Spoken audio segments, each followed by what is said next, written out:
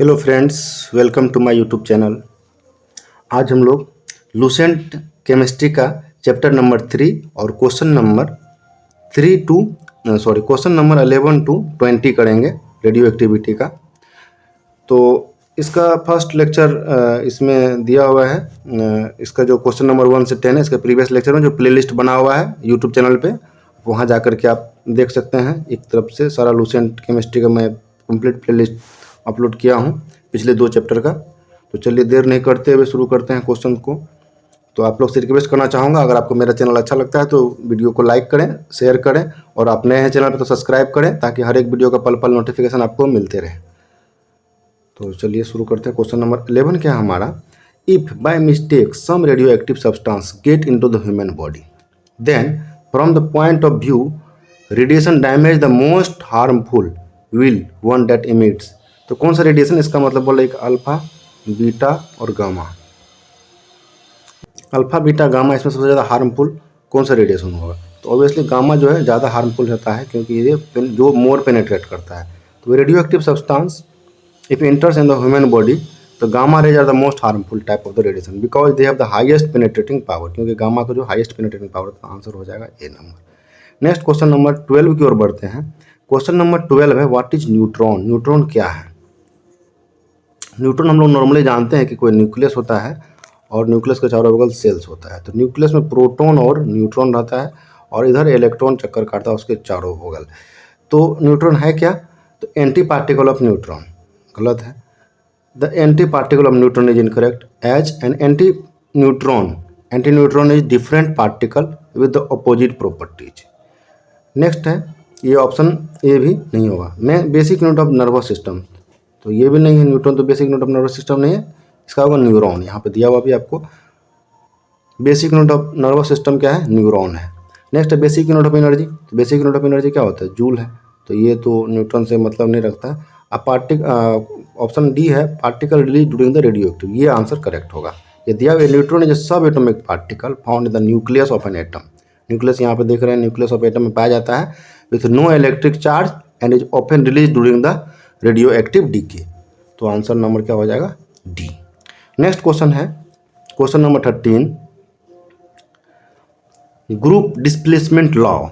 जो group displacement law है कौन सा साइंटिस्ट दिया था? तो आंसर क्या होगा, सूडी एंड फैजांस। तो group displacement law was given by the Frederick Soddy and Kasimir Fajans around 1913। This law is also known as Fajans and Soddy law. इस लॉ को हम लोग फैजांस एंड सूडी लॉ भी बोलते हैं। ये ग्रुप डिस्प्लेसमेंट लॉ है क्या? Group displacement law is a rule that govern the transmutation of element during the radioactive DK.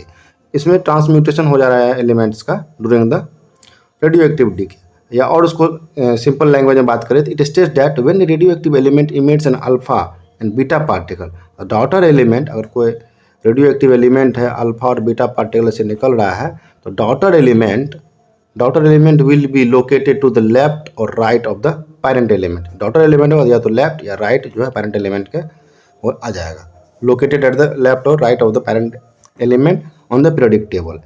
This law also state that new nuclei produced from the radioactive element have a smaller atomic number and atomic weight. अगर कोई ये है इससे अगर कोई नया बन रहा है एटम, न्यू न्यूक्लियाई बन रहा है produced from the radioactive element, ये अगर रेडियो एक्टिव एलिमेंट है, ऐसे नया न्यूक्लियाई बना, तो ये हमेशा इससे छोटा ही होगा, और इसका एटॉमिक नंबर भी छोटा होगा, एटॉमिक वेट भी छोटा होगा। ये कौन ने बताया था? सूडी एंड फैजांस ने बताया था। नेक्स्ट क्वेश्चन की ओर बढ़ते हैं। Question number 14। क्वेश्चन नंबर 14 है, nuclear fusion is caused by the impact of. तो न्यूक्लियर फ्यूजन क्या होता है? Impact of the neutron. Answer number A हो जाएगा। When a neutron collides with a heavy unstable atom, the atom splits into two smaller atoms releasing energy in the form of heat and radiations। तो ये heat और energy के form में radiate करेगा।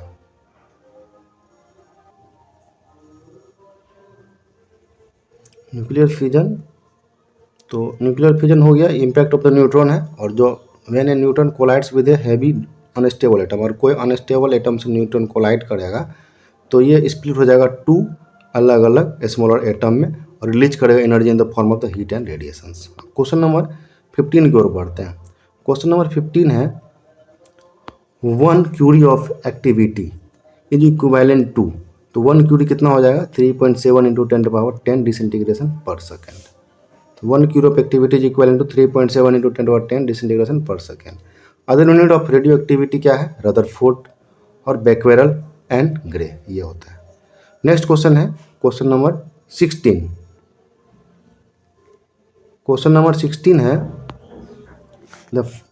The first indication that stable nucleus can be broken down was afforded by, जो stable nucleus है इसको हम लोग ब्रोकन डाउन हो सकता है, तो किसने बताया था, तो आंसर हो जाएगा रदरफोर्ड। तो first indication that stable nucleus can be broken down was afforded by the Rutherford. Next question number है 17। क्वेश्चन नंबर 17 क्या है, when the nucleus of uranium is bombarded with the neutron it breaks up into the two nuclei of nearly equal mass. This process is called, जब कोई uranium atom है, uranium का atomic number होता है 92 और atomic mass होता है 235। तो when nucleus of the uranium is bombarded with neutron, कोई बम्बार्ड होगा इसके न्यूट्रॉन से, तो it breaks up into the two nuclei of equal mass, दो न्यूक्लियाई में ब्रेक हो जाएगा और उस प्रोसेस को हम लोग बोलते हैं न्यूक्लियर फ्यूजन, क्योंकि दो अलग अलग ब्रेक हो रहा है, स्प्लिट हो रहा है। तो when nucleus of uranium is bombarded with the neutron it breaks up into two nuclei of the nearly equal mass is called the nuclear fusion. Next question है hydrogen bomb is based on the principle of, तो hydrogen bomb जो है किस principal पर बैठा हुआ है, nuclear fusion. दो अलग अलग न्यूक्लियाई जो है मिलकर एक न्यूक्लियाई बना देता है। ये hydrogen bomb is based on the principle of the nuclear fusion. तो न्यूक्लियर फ्यूजन के बारे में थोड़ा सा देख लेते हैं। न्यूक्लियर फ्यूजन होता है splitting of the heavy nucleus into the smaller nuclei. Nuclear fusion में ये दो न्यूक्लियाई में बन जा रहा है, और न्यूक्लियर फ्यूजन में क्या हो रहा है, दो न्यूक्लियाई मिल करके एक बन जा रहा है, combining two light nuclei to form the heavier nucleus. Next question की ओर बढ़ते हैं। क्वेश्चन नंबर 19 है, in nuclear reactor speed of the neutron is slow down by, speed of neutron का स्पीड को कैसे स्लो कर सकते हैं हम लोग, हैवी वाटर से। आंसर नंबर ए हो जाएगा। हैवी वाटर क्या होता है, DTO, ड्यूटेरियम बोलते हैं इसको। तो DTO slows down the speed of the neutron in the nuclear reactor. इस आज का लास्ट क्वेश्चन है क्वेश्चन नंबर 20। क्वेश्चन नंबर 20 क्या है, the fuel in atomic pile is, तो कौन सा फ्यूल यूज करते हैं, यूरेनियम यूज करते हैं। The fuel in atomic pile is uranium. Atomic pile is another term for nuclear reactor. Nuclear reactor का ही दूसरा टर्म है atomic pile, and the primary fuel use in the nuclear reactor is uranium. Primary fuel इसमें हम लोग uranium use करते हैं। तो दोस्तों आज का अगर वीडियो अच्छा लगा है लाइक करें, चैनल को सब्सक्राइब करें, आप नए हैं चैनल पे तो, ताकि हर एक वीडियो का पल पल नोटिफिकेशन आपको मिलते रहे, क्योंकि बहुत मेहनत करता हूँ आप लोगों के लिए। और अच्छा लग रहा है वीडियो तो दोस्तों के साथ शेयर करें। Thanks for watching my videos.